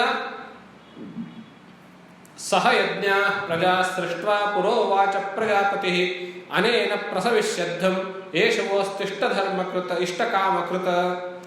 ಯಜ್ಞ ಮತ್ತು ಮನುಷ್ಯರನ್ನ ಒಟ್ಟೊಟ್ಟಿಗೆ ಸೃಷ್ಟಿ ಮಾಡಿ ಮನುಷ್ಯರಿಗೆ ಹೇಳಿದ್ದಂತೆ, ಹೇ ಮನುಷ್ಯರೇ, ನೀವು ಈ ಯಜ್ಞವನ್ನ ಬಳಸ್ಕೊಂಡು ನಿಮಗೇನೇನೇನೇನು ಬೇಕೋ ಅದೆಲ್ಲವನ್ನು ಪಡ್ಕೊಳ್ಳಿ ಅಂತ ಹೇಳಿ. ಅಂದ್ರೆ ಯಜ್ಞ ಮಾಡೋದ್ರ ಮೂಲಕ ನಾವೆಲ್ಲವನ್ನ ಪಡ್ಕೊಳ್ಬೇಕು ಅನ್ನೋದು ಗೊತ್ತಾಗುತ್ತೆ. ಯಜ್ಞ ಮಾಡೋದ್ರ ಮೂಲಕ ಏನಾಗುತ್ತೆ ಅಂತೇಳಿ, ದೇವಾನ್ ಭಾವಯತಾನೇನ ತೇ ದೇವಾ ಭಾವಯಂತುವಃ ಪರಸ್ಪರಂ ಭಾವಯಂತಹ ಶ್ರೇಯಸ್ಸುಖಮವಾಪ್ನುತ. ಮುಂದೆ ಶ್ಲೋಕ. ನೀವು ಅಗ್ನಿಯಲ್ಲಿ ಹವಿಸ್ಸನ್ನ ಅರ್ಪಿಸಿದಾಗ ಅಗ್ನಿಯು ಆ ಹವಿಸ್ಸಿನ ಸತ್ವವನ್ನು ತೆಗೆದುಕೊಂಡು ಯಾವ ದೇವತೆಗಳಿಗೆ ಉದ್ದೇಶಿಸಿ ನೀವು ಹವನ ಮಾಡಿರ್ತೀರೋ ಆ ದೇವತೆಗಳಿಗೆ ಹೋಗಿ ಅಗ್ನಿಯ ಸತ್ವವನ್ನು ಕೊಡುವಂಥವನು. ಆ ದೇವತೆ ನೀವು ಕೊಟ್ಟಿರುವಂತಹ ಹವಿಸ್ಸಿನಿಂದ ತೃಪ್ತನಾಗಿ ಅವನು ವರವನ್ನು ಕೊಡುವಂಥವನು. ಯಾವುದರ ಮೂಲಕ ವರವನ್ನು ಕೊಡುವಂಥವನು? ಮಳೆಯ ಮೂಲಕ ವರವನ್ನು ಕೊಡುವಂಥವನು. ನೋಡಿ ಹೇಗಿದೆ ವ್ಯವಸ್ಥೆ. ನಾವು ದೇವತೆಗಳಿಗೆ ತೃಪ್ತಿಪಡಿಸಬೇಕು, ದೇವತೆಗಳು ನಮಗೆ ತೃಪ್ತಿಪಡಿಸಬೇಕು. ಪರಸ್ಪರಂ ಭಾವಯಂತಹ, ಒಬ್ರು ಇನ್ನೊಬ್ಬರ ಮೇಲೆ ಡಿಪೆಂಡೆಂಟ್. ನಾವೇನು ಅನ್ಕೊಂಡಿದ್ದೀವಿ ಇಷ್ಟು ದಿವಸ? ನಾವು ಭಗವಂತನ ಮೇಲೆ ಡಿಪೆಂಡೆಂಟು. ಇಷ್ಟು ಮಾತ್ರ ಏನು ಅಲ್ಲ, ಭಗವಂತನು ನಮ್ಮ ಮೇಲೆ ಡಿಪೆಂಡೆಂಟ್. ಯಜ್ಞ ಯಾಗಾದಿಗಳು ನಡೆಯದೇ ಇದ್ರೆ ಭಗವಂತನಿಗೆ ಶಕ್ತಿನೇ ಬರೋದಿಲ್ಲ. ಭಗವಂತನಿಗೆ ಆಹಾರ ಯಾವುದು? ನಾವು ಕೊಟ್ಟಿರೋ ಹವಿಸ್ಸೇ ಭಗವಂತನಿಗೆ ಆಹಾರ. ಆಹಾರ ಇಲ್ಲದೆ ಇದ್ರೆ ಶಕ್ತಿ ಇಲ್ಲ. ಹೀಗೆ ಈ ಅಗ್ನಿಯಲ್ಲಿ ಮಾಡಿರುವಂತಹ ಹವಿಸ್ಸು ಇದು ಯಾರು ಸ್ವರ್ಗದಲ್ಲಿರ್ತಾರೆಯೋ ಅವ್ರಿಗೆ ಹೋಗಿ ತಲುಪುತ್ತೆ. ಇದು ವ್ಯವಸ್ಥೆ. ಆದ್ರಿಂದಲೇ ರಾಕ್ಷಸರುಗಳು ಯಜ್ಞ ಯಾಗಾದಿಗಳ ಋಷಿಗಳು ಯಜ್ಞ ಮಾಡುವಾಗ ಯಜ್ಞ ಭಂಗ ಮಾಡ್ಲಿಕ್ಕೆ ಹೋಗೋರು. ವಿಶ್ವಾಮಿತ್ರರು ರಾಮಲಕ್ಷ್ಮಣರನ್ನು ಯಾಕೆ ಕರೆದುಕೊಂಡು ಹೋದ್ರು? ಆ ಕಬಂಧ ಮಾರೀಚರ ತಾಟಕಿ ಇತ್ಯಾದಿ ಯಜ್ಞಕ್ಕೆ ಒಂದು ಬಹಳ ತೊಂದರೆ ಕೊಡ್ತಾ ಇದ್ರು. ಅವರನ್ನು ಸಂಹಾರ ಮಾಡ್ಲಿಕ್ಕೆ. ಯಜ್ಞಕ್ಕೆ ಯಾಕೆ ತೊಂದರೆ ಕೊಡ್ತಾ ಇದ್ರು? ಯಜ್ಞ ಸಂಪೂರ್ಣವಾಗಿ ನಡೆದ್ರೆ ಅದರ ಹವಿಸ್ಸು ದೇವತೆಗಳಿಗೆ ಹೋಗ್ತಿತ್ತು. ದೇವತೆಗಳು ಇನ್ನೂ ಹೆಚ್ಚು ಸಶಕ್ತರಾಗ್ತಾ ಇದ್ರು. ದೇವತೆಗಳು ಹೆಚ್ಚು ಹೆಚ್ಚು ಸಶಕ್ತರಾದಂತೆ ನಾವುಗಳು ಸೋಲ್ಬೇಕಾಗ್ತದೆ. ನಾವುಗಳಂದ್ರೆ ರಾಕ್ಷಸರು ಸೋಲ್ಬೇಕಾಗ್ತದೆ. ಯಾಕೆ ನಾವು ಪ್ರತಿ ಬಾರಿ ಎಷ್ಟು ಸಜ್ಜಾಗಿ ಹೋದ್ರೂ ದೇವತೆಗಳ ಹತ್ರ ಹೋದಾಗ ಇಂದ್ರ ನಮ್ಮನ್ನೆಲ್ಲ ಓಡಿಸ್ತಾನೆ ಅಂತ ಅವರು ಯೋಚನೆ ಮಾಡಿದರು. ಯೋಚನೆ ಮಾಡಿ ಏನಾಯ್ತು, ಅವ್ರಿಗೆ ಬರೋ ಶಕ್ತಿ ಎಲ್ಲಿಂದ ಗೊತ್ತೇನು? Oxygen pipe. ಅದನ್ನೇ ನಾವು ಕಟ್ ಮಾಡಿದ್ರೆ ಆಕ್ಸಿಜನ್ ಪೈಪ್ ಭೂಲೋಕದಲ್ಲಿರುವಂತಹ ಯಜ್ಞ, ಅದನ್ನೇ ನಾವು ಕಟ್ ಮಾಡಬೇಕು ಅಂತೇಳಿ ಶುಕ್ರಾಚಾರ್ಯ ಇಂದ್ರ ರಾಕ್ಷಸರನ್ನ ಭೂಲೋಕದಲ್ಲಿ ನಡೆಯುವ ಯಜ್ಞ ಯಾಗಾದಿಗಳು ಎಲ್ಲಿ ನಡೀತವೆ ಅಲ್ಲಿ ಹೋಗಿ ನೀವು ಧ್ವಂಸ ಮಾಡಿ ಅಂತ ಹೇಳಿದ್ರು. ವ್ಯವಸ್ಥೆ ಹೇಗಿದೆ ನೋಡಿ. ಸ್ವರ್ಗದಲ್ಲಿ ಇರುವಂಥವರಿಗೆ ಯಜ್ಞ ಯಾಗಾದಿಗಳ ಫಲ ಅಂದರೆ ಅದರ ಹವಿಸ್ಸು ತಲುಪೋದು. ಆದ್ರಿಂದ ಅವರು ಸಶಕ್ತರಾಗೋದು. ಇವ್ರೇನು ಯೋಚನೆ ಮಾಡಿದ್ರು? ನಾವೇ ಸ್ವರ್ಗದಲ್ಲಿದ್ರೆ, ರಾಕ್ಷಸರೇ ಸ್ವರ್ಗದಲ್ಲಿದ್ರೆ ಆ ಯಜ್ಞದ ಹವಿರ್ಭಾಗವನ್ನು ನಾವೇ ಭುಂಜಿಸ್ತೀವಿ. ನಾವು ಭುಂಜಿಸಿದ ಮೇಲೆ ನಾವೇ ಸಶಕ್ತರಾಗ್ತೇವೆ. ಹೌದು ತಾನೆ? ಯೋಚನೆ ಮಾಡಿ. ಈ ಕಾರಣದಿಂದ ಒಂದು ಅಮೃತಕ್ಕೋಸ್ಕರ, ಇನ್ನೊಂದು ಯಜ್ಞದ ಭಾಗವನ್ನ ಭುಂಜಿಸುವುದಕ್ಕೋಸ್ಕರವಾಗಿ ಸ್ವರ್ಗ ಬೇಕು ಅಂತೇಳಿ ಅವರು ಆಕ್ರಮಣ ಮಾಡುವಂಥವ್ರು ಯಾವಾಗಲೂ ರಾಕ್ಷಸರು. ಹೌದಾ? ಆ ಒಂದು ಪರಂಪರೆಯಲ್ಲಿ ಅಂದ್ರೆ ದೇವತೆಗಳನ್ನ ದ್ವೇಷಿಸುವ ಪರಂಪರೆಯಲ್ಲಿ ರಾವಣನು ಕ್ಷತ್ರಿಯ ಬಲ ಮತ್ತು ಬ್ರಹ್ಮ ಬಲ, ಕ್ಷತ್ರಿಯ ತೇಜಸ್ಸು, ಬ್ರಹ್ಮ ವರ್ಚಸ್ಸು, ಇವು ಎರಡನ್ನೂ ಸಂಪಾದಿಸಿಕೊಂಡು ಭೂಲೋಕದಲ್ಲಿ ಹುಟ್ಟಿದ. ವಿಶ್ವಾವಸು ಮತ್ತು ಕೈಕಸ ಅವರ ಮೂಲಕವಾಗಿ ಭೂಮಿ ಮೇಲೆ ಹುಟ್ಟಿದ. ಹಾಗೆ ಹುಟ್ಟಿದಂಥವನು ಉದ್ದೇಶ ಸರಿಯಾಗಿರಲಿಲ್ಲ. ಮತ್ತು ಆಮೇಲೆ ಹುಟ್ಟಿದ ಮೇಲೆ ಆ ಋಷಿ ತಾನು ತಪಶ್ಚರ್ಯಕ್ಕೆ ಹೋಗ್ಬೇಕು ಅಂತ ಹೇಳಿ ಅವ್ನು ತಪಶ್ಚರ್ಯಕ್ಕೆ ಹೋಗ್ಬಿಟ್ಟ. ಕೇಕಸಾದೇವಿಗೂ ಅಷ್ಟೇ ಬೇಕಾಗಿತ್ತು. ಕೇಕಸ ರಾಣಿಯೇನೆ ಆ ರಾವಣನಿಗೆ ಶಿಕ್ಷಣ ಸಂಸ್ಕಾರ ಎಲ್ಲ ಕೊಟ್ಟು ಬೆಳೆಸಿದ್ಲು. ರಾಕ್ಷಸಿ ಪ್ರವೃತ್ತಿಯು ಇರುವಂತಹ ಸ್ತ್ರೀ ಮಗುವಿಗೆ ಸಂಸ್ಕಾರ ಶಿಕ್ಷಣ ಕೊಟ್ರೆ ಆ ಮಗು ಹೇಗಿರುತ್ತೆ? ರಾವಣನಂತೆ ಇರುತ್ತೆ, ರಾವಣನಂತೆ ಕ್ರೂರಿಯಾಗಿರುತ್ತೆ. ಆದ್ರಿಂದ ಅವನು ಎಲ್ಲ ಕಡೆ ಅಲ್ಲೋಲ ಕಲ್ಲೋಲ ಮಾಡ್ತಾ ಹೋದ. ಏನು ನವಗ್ರಹಗಳನ್ನ ಕಟ್ಟಿ ಹಾಕಿ ತನ್ನ ಆಸ್ಥಾನಕ್ಕೆ, ತನ್ನ ಸಿಂಹಾಸನಕ್ಕೆ ಮೆಟ್ಟಿಲನ್ನು ಮಾಡಿಕೊಂಡ. ಅಗ್ನಿಯನ್ನ ತನ್ನ ಅಡಿಗೆ ಮನೆಯಲ್ಲಿ ಉರಿಸೋದಕ್ಕೆ ಇಟ್ಕೊಂಡ. ವಾಯುವನ್ನ ತನಗೆ ಬೇಕಾದಾಗ ಗಾಳಿ ಬೀಸೋದಕ್ಕೆ ಇಟ್ಕೊಂಡ. ಇಷ್ಟೆಲ್ಲ ಅತ್ಯಾಚಾರ. ದೇವತೆಗಳು ಆಯಾ ಸ್ಥಾನದಲ್ಲಿದ್ದು ಕೆಲಸ ಮಾಡದೇ ಇದ್ರೆ ಭೂಲೋಕದ ವ್ಯವಸ್ಥೆ ಹೇಗೆ ನಡೆಯುತ್ತೆ ಅಲ್ವೇ? ಇವಾಗ ಸುಮ್ಮನೆ ನೀವು ಯೋಚನೆ ಮಾಡಿ, ಈ district magistrate, SP, DGP, judge ಮತ್ತೆ ಚೀಫ್ ಎಕ್ಸಿಕ್ಯೂಟಿವ್, ಈ ಚೀಫ್ CEO ಯಾರಿರ್ತಾರೆ, ಇವರೆಲ್ಲರೂ ಅವರವ್ರ ಜಾಗದಲ್ಲಿ ಸರಿಯಾಗಿ ಕೆಲಸ ಮಾಡ್ತಾ ಇದ್ದಾರೆ ಅನ್ನೋ ಕಾರಣದಿಂದ ನಾವು ಸುಖವಾಗಿ ನೆಮ್ಮದಿಯಾಗಿ ಓಡಾಟ ಮಾಡ್ತೀವಿ. ಅವರು ಸರಿಯಾಗಿ ಕೆಲಸ ಮಾಡದೇ ಇದ್ರೆ ನಮ್ಮ ಜೀವನ ಹೇಗಿರ್ತದೆ? ಕೇಯಾಸ್ ಅಂತ ಹೇಳ್ತೀವಿ ತಾನೆ, ಅರಾಜಕತೆ ಉಂಟಾಗ್ತದೆ. ಹಾಗೆ ದೇವತೆಗಳನ್ನ ಅವರವರ ಸ್ಥಾನಗಳಿಂದ ಪಲ್ಲಟ ಮಾಡಿರುವುದರಿಂದ ಭೂಲೋಕದಲ್ಲಿ ಒಂದು ರೀತಿಯ ಅರಾಜಕತೆ ಹುಟ್ಟು. ಒಬ್ರು ಇನ್ನೊಬ್ಬರನ್ನ ಕೊಂದು ತಿಂದು ಹಾಕೋದಕ್ಕೆ ಶುರು ಮಾಡಿದರು. ರಾಕ್ಷಸರಿಗೆ ಬೇಕಾಗಿದ್ದೇ ಅರಾಜಕತೆ. ಅರಾಜಕತೆಯಿಂದಲೇನೆ, ಅರಾಜಕತೆ ಇದ್ದಾಗ ಯಜ್ಞಯಾಗಾದಿಗಳು ನಡೆಯೋದಿಲ್ಲ. ಯಜ್ಞಯಾಗಾದಿಗಳು ನಡೆಯೋದಿಲ್ಲ ಅಂದ್ರೆ ದೇವತೆಗಳಿಗೆ ಶಕ್ತಿ ಬರೋದಿಲ್ಲ. ಹೀಗೆ ಅವ್ರ ಲೆಕ್ಕಾಚಾರ. ಆದ್ರಿಂದ ಅವರು ಭೂಲೋಕವನ್ನ ಅಲ್ಲೋಲ ಕಲ್ಲೋಲ ಮಾಡಿದಾಗ ಭೂದೇವಿ ಅವಳು ತಮಗೊತ್ತು ಭೂಮಿಯಲ್ಲಿ ಪಾಪ ಹೆಚ್ಚಿಗೆ ಆದಾಗ ಭೂಮಿಗೆ ಭಾರವಾಗುತ್ತಂತೆ. ಭೂಮಿಗೆ ಪಾಪ ಹೆಚ್ಚಾದಾಗ ಭೂಮಿಗೆ ಭಾರವಾಗುತ್ತೆ, ತಡ್ಕೊಳ್ಳೋದಕ್ಕಾಗೋದಿಲ್ಲ. ಹಾಗೆ ರಾವಣನ ಉಪದ್ರವವನ್ನು ತಡೆದುಕೊಳ್ಳಲಿಕ್ಕಾಗದೇನೆ ಭೂದೇವಿ ಗೋವಿನ ರೂಪ ತಾಳಿ ಬ್ರಹ್ಮನ ಹತ್ರ ಅಹವಾಲಿಟ್ಕೊಂಡು ಹೋದ್ಲಂತೆ. ಬ್ರಹ್ಮನ ಹತ್ರ ಯಾಕೆ ಹೋದ್ಲು? ಈ ರಾವಣನಿಗೆ ವರ ಕೊಟ್ಟಿದ್ದು ಮೊಟ್ಟ ಮೊದಲು ಬ್ರಹ್ಮನೇ ತಾನೆ. ಶಕ್ತಿ ಬರಲಿ ಅಂತೇಳಿ ವರ ಕೊಟ್ಟಿದ್ದವನೇ ತಾನೆ ಮುಂಚೆ. ಆಮೇಲೆ ಇವನು ಶಿವಭಕ್ತ ಆದ ನಂತರ. ಆದ್ರಿಂದ ಬ್ರಹ್ಮನ ಹತ್ರ ಹೋದ್ಲು. ಹೇ ಭಗವಂತ, ಏನಿದು ಭೂಲೋಕದಲ್ಲಿ ಹೀಗೆ ರಾವಣನ ಉಪಟಳ ಯಾರಿಂದಲೂ ನಿಯಂತ್ರಿಸಕ್ಕೆ ಸಾಧ್ಯ ಇಲ್ಲ, ಎಲ್ಲ ಅಲ್ಲೋಲ ಕಲ್ಲೋಲ ಆಗ್ತಾ ಇದೆ, ಏನಾದ್ರೂ ಮಾಡ್ಬೇಕಲ್ಲ ಇದಕ್ಕೆ ಅಂತ ಅವಳು ಗೋಳಿಟ್ಕೊಂಡ್ಳು ಗೋವಿನ ರೂಪದಲ್ಲಿ ಹೋಗಿ. ಆವಾಗ ಅವನು ಒಂದು ಕ್ಷಣ ಯೋಚನೆ ಮಾಡಿ, ಬ್ರಹ್ಮಧ್ಯಾತ್ವ ಮುಹೂರ್ತಂ, ಒಂದು ಮುಹೂರ್ತ ಅವನು ಚಿಂತನೆ ಮಾಡಿ, ಸಕಲಂ, ಹಿಂದೆ ಆಗಿದ್ದು ಮುಂದೆ ಆಗ್ಬೇಕಾಗಿದ್ದು ಏನೇನಿದೆ ಅದೆಲ್ಲವನ್ನು ಅವನು ಯೋಚನೆ ಮಾಡಿ, ನನ್ನ ಜೊತೆಗೆ ನಡಿ ಅಂತ ಅವನನ್ನ ಕರೆದುಕೊಂಡು ಹೋದ. ಎಲ್ಲಿಗೆ ಹೋದ? ಕ್ಷೀರಸಾಗರಕ್ಕೆ ಹೋದ.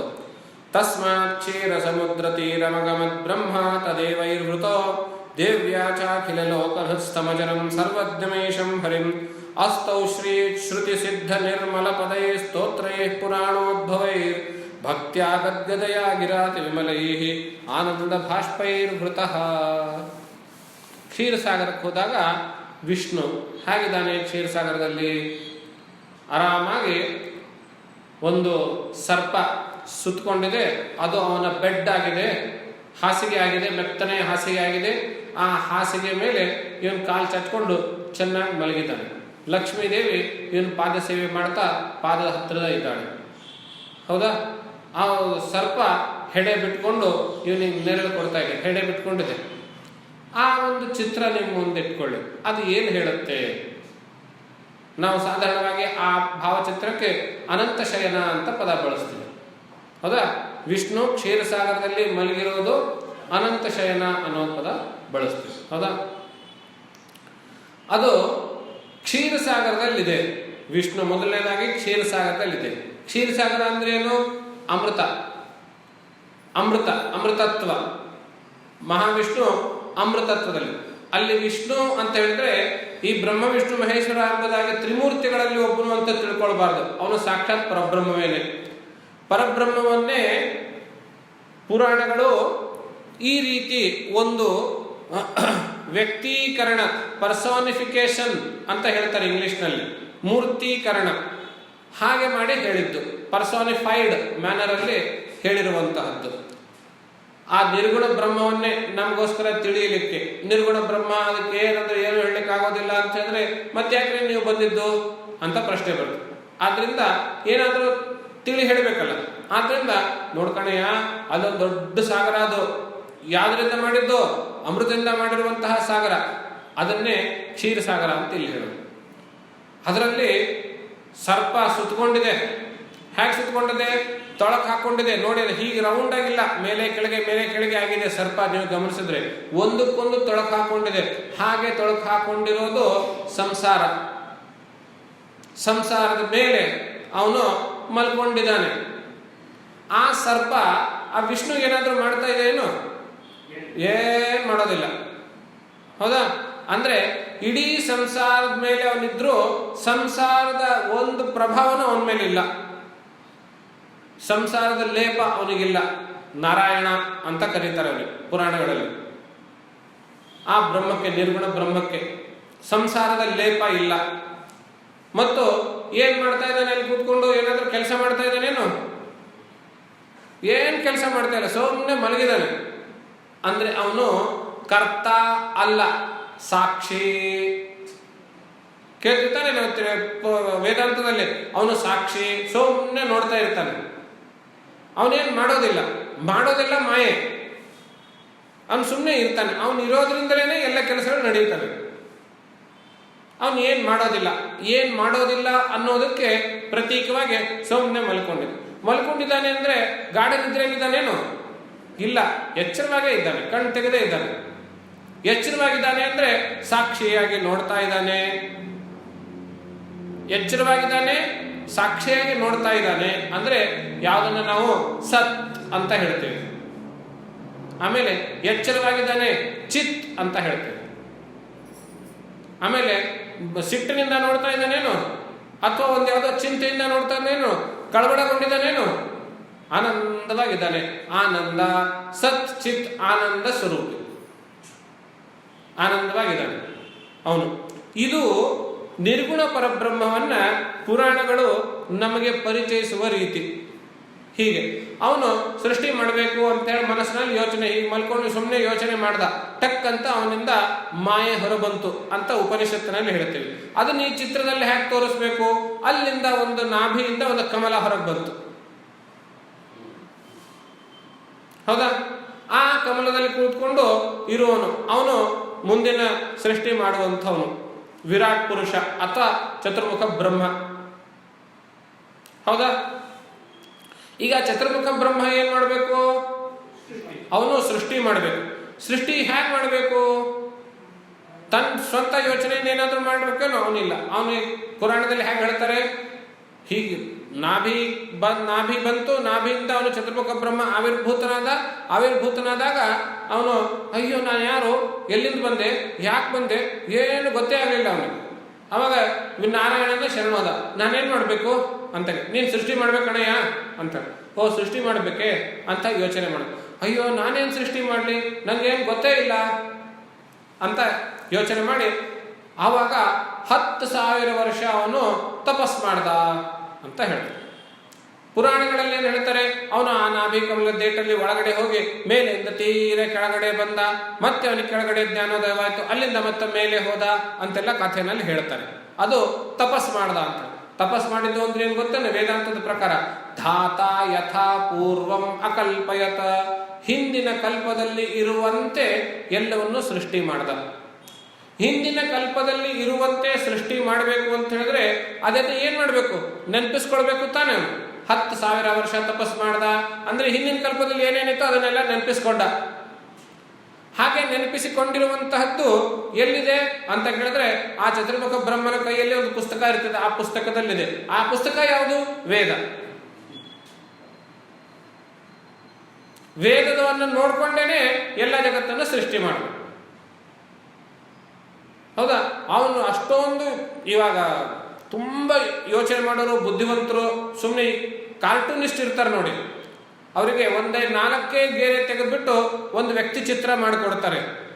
ಅವರಿಗೆ ತುಂಬ ಬುದ್ಧಿಜೀವಿ, ಅವನನ್ನ ಬಹಳ ಯೋಚನೆ ಮಾಡೋನು ಬುದ್ಧಿವಂತನನ್ನ ಚಿತ್ರಿಸಿ ಅಂತ ಹೇಳಿದ್ರೆ ಅವ್ರೇನು ಚಿತ್ರಿಸ್ತಾರೆ ಗೊತ್ತೇನು? ಇಷ್ಟುದ್ದ ಗಡ್ಡ ಚಿತ್ರಿಸ್ತಾನೆ.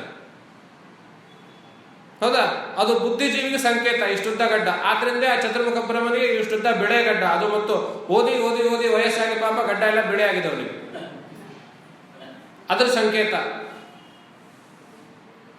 ಅವನು ಹಾಗೆ ಮುಂದಿಂದೆಲ್ಲ ಸೃಷ್ಟಿ ಮಾಡಬೇಕು, ಎಷ್ಟು ಯೋಚನೆ ಮಾಡಬೇಕು ಪಾಪ ಅವನು. ಅದೆಷ್ಟು ಸ್ವರ್ಗ ನರಕ ನಕ್ಷತ್ರಗಳು ಸೂರ್ಯ ಚಂದ್ರ ಒಂದೇ ಎರಡೇ ಎಷ್ಟೊಂದು ಯೋಚನೆ ಮಾಡಬೇಕು ಅವನು. ಆಮೇಲೆ ಎಷ್ಟು ಜೀವರಾಶಿಗಳಿಗೆ ಮುಕ್ತಿ ಆಗಿದೆ ಆಗಿಲ್ಲ, ಅವರೆಲ್ಲರನ್ನೂ ನೆನಪಲ್ಲಿಟ್ಕೊಂಡು ಅವರಿಗೆ ಬೇಕಾಗಿರುವಂತೆ ವ್ಯವಸ್ಥೆ ಮಾಡಬೇಕಲ್ಲ ಅವನು ಮುಂದಿಂದ. ಆದ್ರಿಂದ ಯೋಚನೆ ಮಾಡಿ ಮಾಡಿ ಪಾಪ ಅವನಿಗೆಲ್ಲ ಬಿಡೆ ಆಗೋದು ಅಂಥದ್ದು. ಹೀಗೆ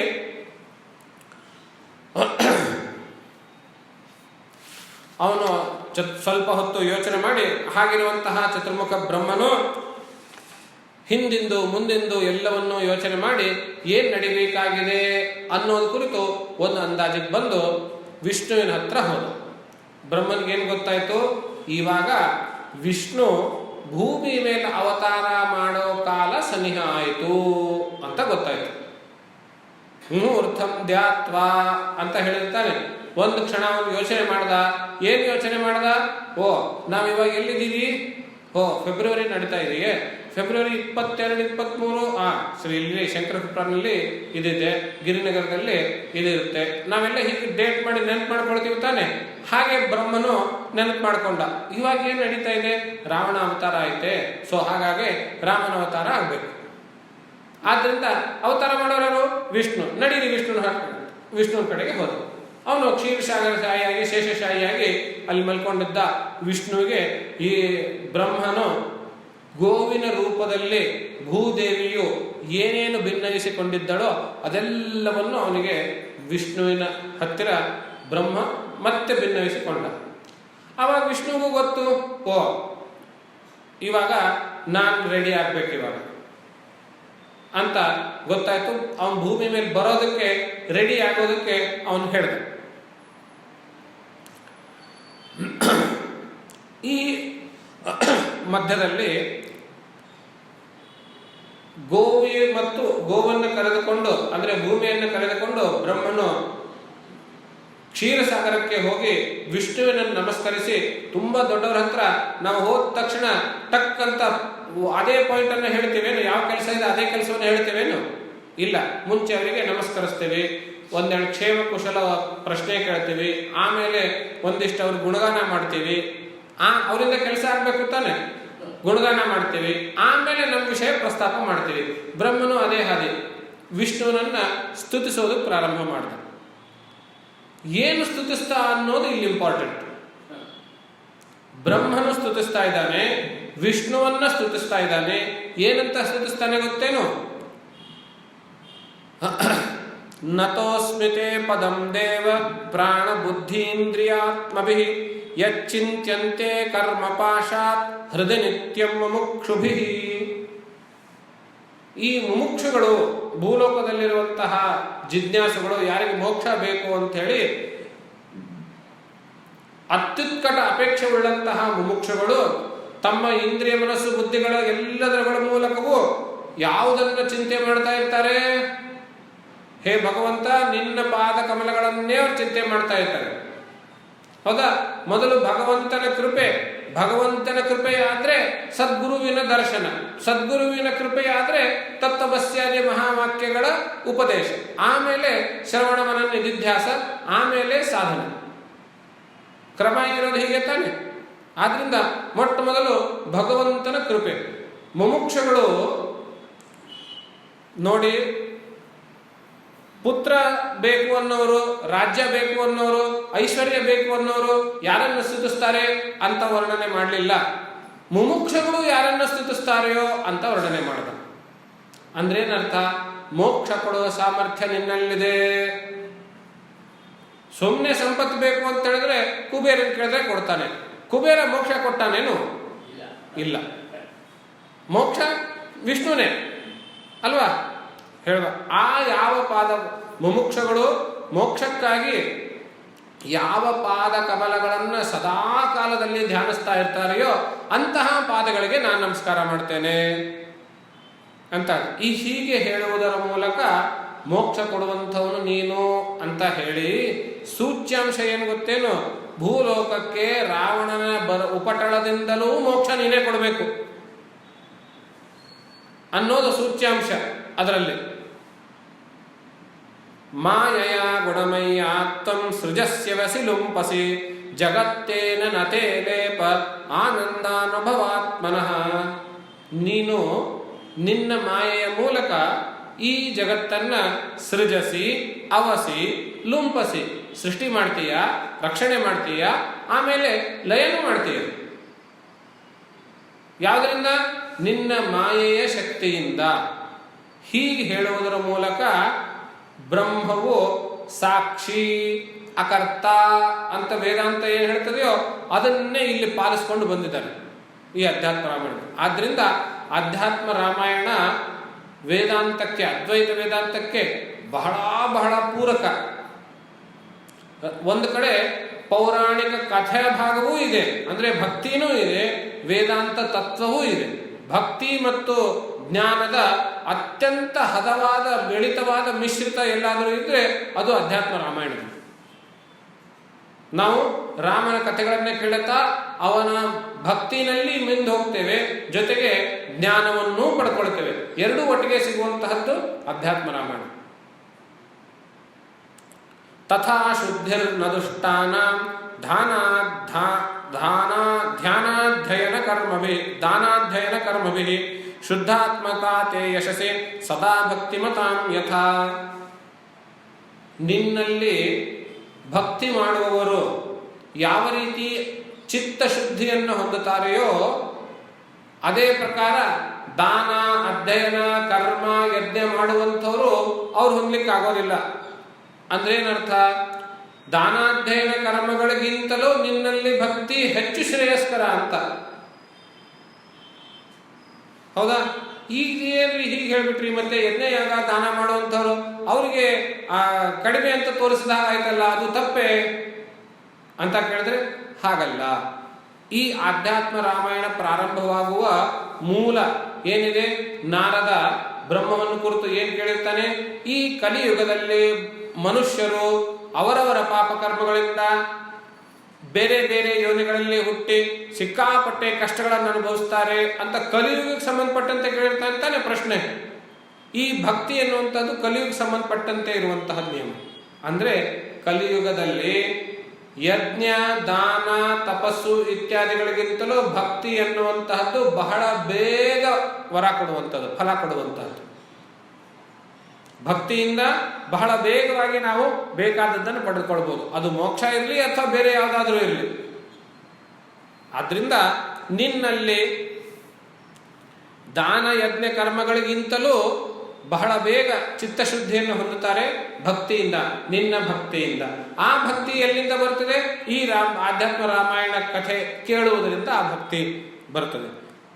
ಆದ್ರಿಂದ ಬ್ರಹ್ಮಾಧ್ಯೈ ಸ್ವಾರ್ಥ ಸಿದ್ಧರ್ಥಂ ಅಸ್ಮಾಭಿಃ ಪೂರ್ವ ಸೇವಿತಃ ಅಪರೋಕ್ಷಾನುಭೂತ್ಯರ್ಥಂ ಜ್ಞಾನ ವಿರಹಿ ಭಾವಿತಃ. ನಾನಾಗ್ಲಿ ಈಶ್ವರನಾಗ್ಲಿ ನಮ್ಮ ನಮ್ಮ ಕಾರ್ಯಕ್ಷಮತೆ ಪಡೆದುಕೊಂಡಿರುವಂತಹದ್ದು ನಿನ್ನಿಂದಲೇನೆ ಅಂತ ಬ್ರಹ್ಮ ವಿಷ್ಣುವಿಗೆ ಹೊಗಳ್ತಾನೆ, ನಿನ್ನಿಂದಲೇನೆ ಅಂತ. ಹಾಗಾಗಿ ಮತ್ತು ಜ್ಞಾನಿಗಳು, ಋಷಿಗಳು ಮಂತ್ರದೃಷ್ಟರಾಗಿದ್ದು ಅದು ನಿನ್ನಿಂದಲೇನೆ, ಜ್ಞಾನವನ್ನು ಪಡ್ಕೊಂಡಿದ್ದು ಅದು ನಿನ್ನಿಂದಲೇನೆ. ಹೀಗೆ ಹೇಳ್ತಾ ಹೇಳ್ತಾ ಇತಿ ಬ್ರುವಂತಂ ಬ್ರಹ್ಮಾಣಂ ಬಭಾಷೆ ಭಗವಾನ್ ಹರಿಃ ಕಿಂ ಕರೋಮೀತಿ ತಂ ವೇದಾಃ ಪ್ರತ್ಯುವಾಚಾತಿ ಹರ್ಷಿತಃ. ಹೀಗೆ ಬ್ರಹ್ಮ ಒಂದೊಂದಾಗಿ ವಿಷ್ಣುವನ್ನು ಕುರಿತು ವರ್ಣನೆ ಮಾಡ್ತಾ ಹೊಗಳ್ತಾ ಇರುವಾಗ ಭಗವಾನ್ ಹರಿ ನಾರಾಯಣ ಕೇಳ್ತಾನೆ, ಏನ್ ಮಾಡ್ಬೇಕು ನಾನಿವಾಗ? ಯಾತಕ್ಕೋಸ್ಕರ ತಾವೆಲ್ಲರೂ ಬಂದಂಥವರಾಗಿದ್ದೀರಿ? ನಿಮ್ಮ ಉದ್ದೇಶ ಏನು? ಅದನ್ನು ಹೇಳಿದ್ರೆ ಅದಕ್ಕೆ ತಕ್ಕ ಸಮಾಧಾನವನ್ನು ನಾನು ಹೇಳಬಹುದು ಅಂತ ಭಗವಂತನೇ ಸಾಕ್ಷಾತ್ ಪ್ರಶ್ನೆ ಮಾಡ್ತಾನೆ. ಯಾಕೆ, ಏನಾಗಬೇಕಾಗಿದೆ? ಈಗ ನಾವು ಕೇಳೋದಿಲ್ವೇ? ಯಾಕಯ್ಯ ತುಂಬಾ ಹೊಡ್ತಾ ಇದೆಯಾ, ಏನ್ ಬೇಕು ಅಂತ ನಾವು ಕೇಳ್ತಿರ್ತಾನೆ. ಹಾಗೆ ಮಹಾವಿಷ್ಣು ಕೇಳ್ದ, ಏನು ಬೇಕು? ಆಗ ಬ್ರಹ್ಮ ಹೇಳ್ದ, ಸರಿ ನಾನು ಹೇಗೆ ವಿಷಯ ಪ್ರಸ್ತಾಪ ಮಾಡಲಿ ಅಂತ ಯೋಚನೆ ಮಾಡ್ತಾ ಇದ್ದಿ, ನೀನೇ ಕೇಳ್ಬಿಟ್ಟು ಏನು ಬೇಕು ಅಂತ. ಇವಾಗ ಈಸಿ ಆಯ್ತು ಹೇಳೋದಕ್ಕೆ, ಹೇಳ್ತೀನಿ. ಏನದು? ಭಗವಾನ್ ರಾವಣೋ ನಾಮ ಪೌಲಸ್ತ್ಯ ತನಯೋ ಮಹಾನ್ ರಾಕ್ಷಸಾನಾಂ ಅಧಿಪತಿರ್ ಮದ್ದತ್ತವರದರ್ಪಿತಃ ತ್ರಿಲೋಕೀಂ ಲೋಕಪಾಲಾಂಶ್ಚ ಬಾಧತೆ ವಿಶ್ವಬಾಧಕಾಃ ಬಾಧಕಃ ಮಾನುಷೇಣ ಮೃತಿಸ್ತಸ್ಯ ಮಯಾ ಕಲ್ಯಾಣ ಕಲ್ಪಿತ. ಹೇ ಭಗವಾನ್, ರಾವಣ ಎಂಬಂತಹ ಪೌಲಸ್ತ್ಯ ನಂದನ, ಪೌಲಸ್ತ್ಯ ಅಂದರೆ ಪುಲಸ್ತ್ಯನ ಮಗ ಪೌಲಸ್ತ್ಯ, ಅವನ ಹೆಸರು ವಿಶ್ರಾವಸು. ಆ ವಿಶ್ರಾವಸನ ಮಗ ರಾವಣ ಎನ್ನುವಂಥವನು ರಾಕ್ಷಸನ ಅಧಿಪತಿ, ರಾಕ್ಷಸರ ರಾಜನಾಗಿದ್ದಾನೆ, ಇವಾಗ ಅಧಿಪತಿಯಾಗಿದ್ದಾನೆ. ಮದ್ದತ್ತ ವರ ದರ್ಪಿತ, ನಾನು ಕೊಟ್ಟರಂತಹ ವರದಿಂದ ಅವನು ಅಹಂಕಾರವುಳ್ಳವನಾಗಿದ್ದಾನೆ. ಪಾಪ ನಾನೇನೋ ಅವನು ಬಹಳ ತಪಸ್ ಮಾಡಿದ್ದಾನೆ ಅಂತ ತಿಳ್ಕೊಂಡು ವರ ಕೊಟ್ಟರೆ ಆ ವರದಿಂದ ಇವನು ಅಹಂಕಾರವನ್ನು ಬೆಳೆಸ್ಕೊಂಡಿದ್ದಾನೆ. ಹಾಗೆ ಏನ್ ಮಾಡ್ತಾ ಇದ್ದಾನೆ? ಮಾನುಷೇಣ ಮೃತಿಸ್ತಸ್ಯ ಕಲ್ಯಾಣ ತ್ರಿಲೋಕೀಂ ಲೋಕಪಾಲಾಂಶ್ಚ ಬಾಧತೆ ವಿಶ್ವಬಾಧಕಃ, ಮೂರೂ ಲೋಕಗಳನ್ನ, ಭೂಲೋಕ, ಪಾತಾಳ ಮತ್ತು ಸ್ವರ್ಗ, ಈ ಮೂರೂ ಲೋಕಗಳನ್ನು ಬಾಧಿಸ್ತಾ ಇದ್ದಾನೆ. ಲೋಕಪಾಲಾಂಶ್ಚ ಬಾಧತೆ, ಲೋಕಪಾಲಗಳನ್ನು, ಲೋಕಪಾಲರು ಯಾರು? ಅಷ್ಟದಿಕ್ಪಾಲರುಗಳು, ಅವರುಗಳನ್ನು ಬಾಧಿಸ್ತಾ ಇದ್ದಾನೆ. ಮನುಷ್ಯರನ್ನು ತೊಂದರೆ ಕೊಡ್ತಾ ಇದ್ದಾನೆ. ಮನುಷ್ಯ ರೂಪದಲ್ಲಿ ಇರುವುದರಿಂದ ನಾವು ಮನುಷ್ಯ ರೂಪದಲ್ಲಿಯೇ ಅವನಿಗೆ ಉತ್ತರ ಕೊಡಬೇಕು ಅಥವಾ ವಿರೋಧಿಸಬೇಕು, ಅವನಿಗೆ ಹಣಿಬೇಕು.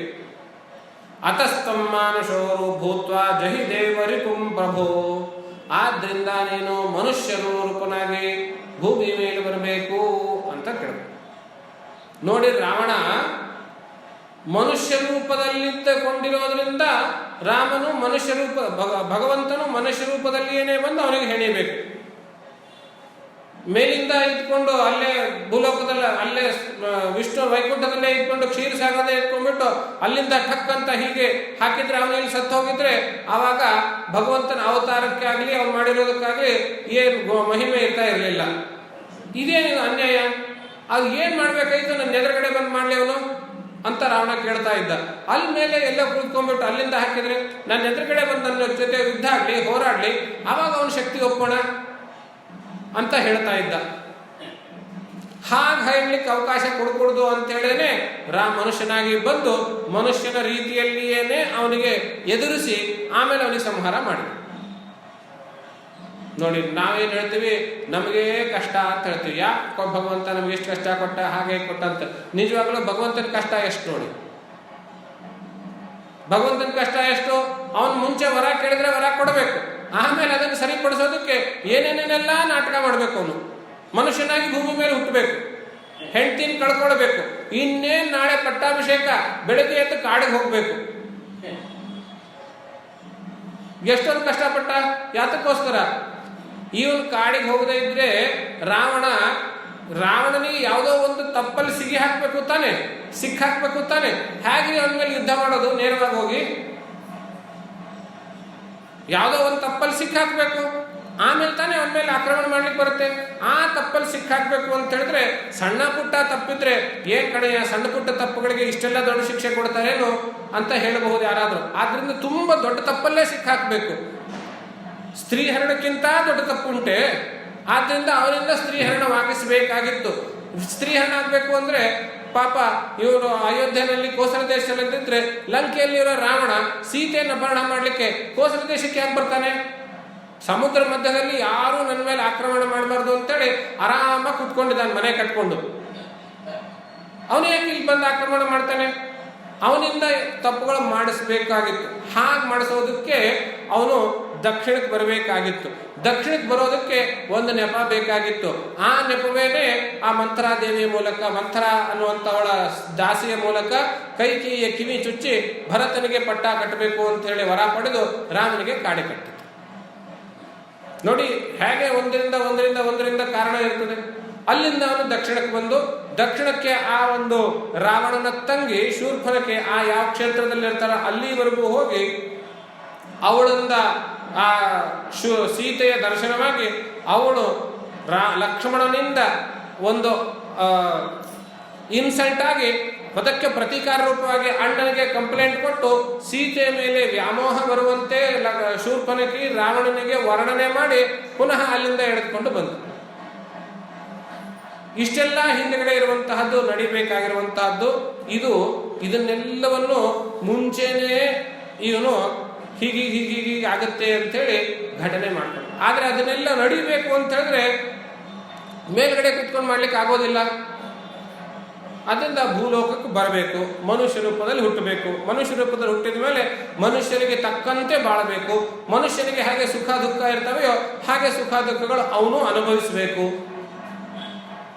ಆದ್ರಿಂದ ನಾವು ರಾಮಾಯಣದ ಕಥೆಯನ್ನ ಹೀಗೆ ನೋಡಬೇಕು ಅನ್ನುವಂತಹ ಒಂದು ದಿಗ್ದರ್ಶನವನ್ನ ಈ ಆಧ್ಯಾತ್ಮಿಕ ರಾಮಾಯಣ ನಮಗೆ ಹೇಳುತ್ತೆ ಅಂತ ಹೇಳ್ತಾ, ದೇವತೆಗಳ ಭೂಮಿಯ ಪ್ರಾರ್ಥನೆಯ ಮೇರೆಗೆ ಬ್ರಹ್ಮನು ವಿಷ್ಣುವಿಗೆ ಪ್ರಾರ್ಥನೆ ಮಾಡಿಕೊಂಡ. ನೀನು ಭೂಲೋಕಕ್ಕೆ ಮನುಷ್ಯ ರೂಪದಲ್ಲಿ ಅವತಾರ ಮಾಡಬೇಕು ಅಂತ ಕೇಳಿಕೊಂಡಾಗ ಮಹಾವಿಷ್ಣು ಹೇಳ್ತಾನೆ, ಹಿಂದೆ ಕಾಶ್ಯಪನು ತಪಸ್ಸು ಮಾಡಿ ನನ್ನಲ್ಲಿ ಒಂದು ವರ ಕೇಳ್ಕೊಂಡಿದ್ದ, ನೀನು ನನ್ನ ಮಗನಾಗಿ ಹುಟ್ಟಬೇಕು ಅಂತ ಕೇಳ್ಕೊಂಡಿದ್ದ.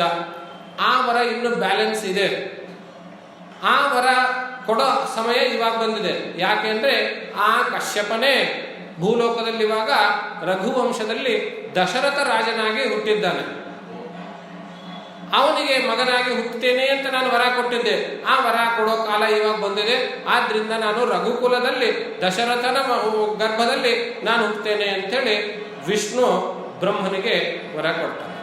ಯಾವುದೋ ಮನೆಯಲ್ಲಿ ಹುಟ್ಟಬಹುದಾಗಿತ್ತಲ್ಲ, ರಘುಕುಲದಲ್ಲೇ ಯಾಕೆ ಅಂತ ಕೇಳಿದ್ರೆ, ದಶರಥ ಯಾರು? ಕಶ್ಯಪನೇ ದಶರಥನಾಗಿ ಹುಟ್ಟಿರುವಂಥದ್ದು. ಇಂತಹ ರಹಸ್ಯಗಳು ನಮಗೆ ಅಧ್ಯಾತ್ಮ ರಾಮಾಯಣದಲ್ಲಿ ಸಿಗ್ತವೆ. ಆದ್ರಿಂದ ಅಧ್ಯಾತ್ಮ ರಾಮಾಯಣ ನಾವು ಬಹಳ ಗಂಭೀರವಾಗಿ ನೋಡ್ಕೊಳ್ಬೇಕು. ಹಾಗೆ ಕಶ್ಯಪನ ವರದ ಒಂದು ಮಾತು ಬಾಕಿ ಉಳಿದಿತ್ತು. ಅದನ್ನು ಈಡೇರಿಸೋದಕ್ಕೋಸ್ಕರ ಕಶ್ಯಪ ದಶರಥನಾಗಿ ಹುಟ್ಟಿದ್ದ.